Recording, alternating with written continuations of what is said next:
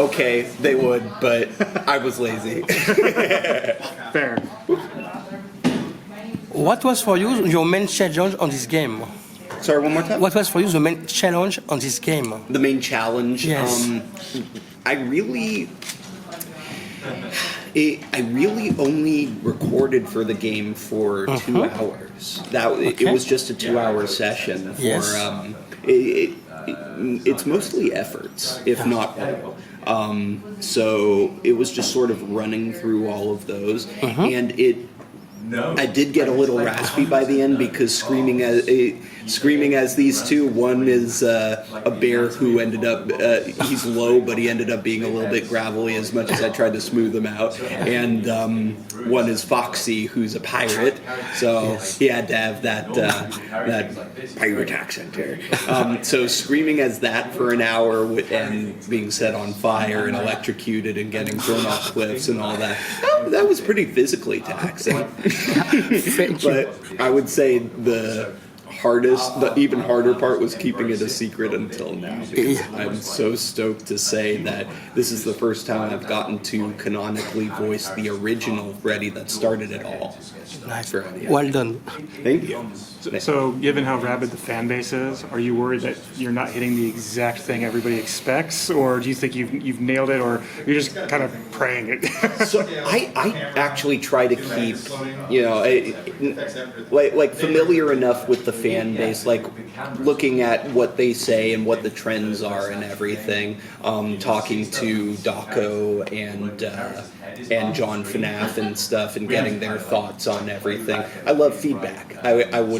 All I would love is for this to be everything that the kids and fans of all ages ever dreamed of.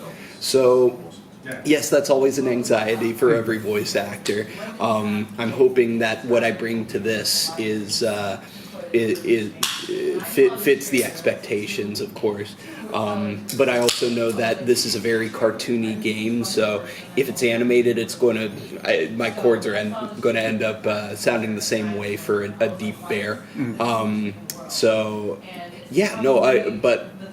all I would love every time. But the most inspiring thing to me, and just made me happy every time, is no matter what I do, as long as I put my heart in it, they love it. They're there. They always love hearing my take on these characters. There are fan incarnations on YouTube and stuff of what they might sound like, but when they hear my version, usually they're very supportive of it, and I can't thank them enough for that. That is just the best feeling in the world, to have the fan base behind you, and I love all of them. And are those the only two you do for the game, or did you get a chance to do? Okay. Those are the only two. I'm hoping one day to come back. There's going to be a lot of DLC for this, but I don't know what's coming, so it's all just pie in the sky right now. Do you have an ideal franchise? Not specific character, just like a franchise you would love to come, like that you haven't seen yet that's in there? Into the game? Yeah. Ben 10. Ooh. Or Transformers. Yeah, I would love to see either of those, because there's so much you can do with that. Like an action button I'm pretty sure there are vehicles in this one, yeah? So just have an action button that turns it from a big pop into the vehicle. That would be so much fun. Or Ben into accelerate, and it goes around. Those are my two special interests as someone with autism, and always been a fan of them, so would love to see them come into this. If you could do a Transformer, who would it be? Ooh. See, I like the obscure ones. I don't like I like the ones that everybody knows. Like people wanted to hear me as Starscream. I would love to be Starscream one day, but I would love to originate one too. I would love to, in Transformers Battlegrounds, which was the tie-in video game for Cyberverse, I got to be random grunts, but one of them was assigned the name Hyperdrive, and I believe that's the first time they got a voice actor, but I'm not sure. I would love to originate a character. I would love to get a shot at Springer, if you've seen the movie. I would love to be one of the laser rods, Volt. I would, or one of the Omnibots. or if Hyperion ever comes into existence past the concept art, I would love a shot at that as well. But anything they throw at me, I'd just love to be a part of it. I've been a little. It's 2007. I was 13, and that's when the first Transformers live action movie came out. So I've been a bit of a rabid fan of those for all my years as well. So maybe one day, I'm hoping. Sorry, did that clip? Huge hidden subculture of xenophans, for example. When you look in the mirror and think about creating a new voice, what's your best inspiration? Like, what do you bring to the headspace when you're like, I need to make new voices?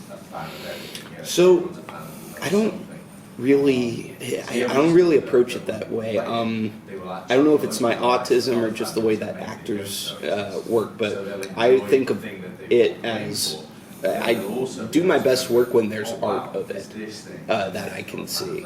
A lot of auditions don't have art nowadays, and it is what it is. Don't want stuff leaking. But when I can look at something, at someone, like I looked at Sun, and I saw he had this long nose and he this sunny disposition. So I thought, he's like a happy Squidward. He's like that all the time. And then the crooked smile on Moon. They're just like, just think of the creepiest thing you can do. I'm like, yeah, that down there. That's a nice massage on the cords. So. Yeah, I guess the short answer to that is when I approach a character, I just do my best to be what I feel like the character would be, and the voice comes along with it. Thank you. As a voice actor, how freeing is the anonymity of not having to necessarily embody something, but just being able to bring it to life with your voice? I think you know the answer. I love it. Since I was a kid, and this is partially the autism, I didn't really like being perceived on large fronts. Like, panels are great. I feel like I'm just talking to a room full of friends or something. But being in like TMZ coming after me with a camera, that's not as fun. So it's a really nice compromise. Voice acting is that you get to voice these characters, and that your face is readily available to and recognizable to some folks, but not to the populace at large. So you can choose when you want to reveal that you did something. And I try to get to know someone as a person before that comes up, because then I can see how it switches. I'm like, okay, now how would you treat me if I told you, like that kind of thing. Yeah, but usually they're really cool. That's awesome. Yeah. Concerning this game, which is your favorite license?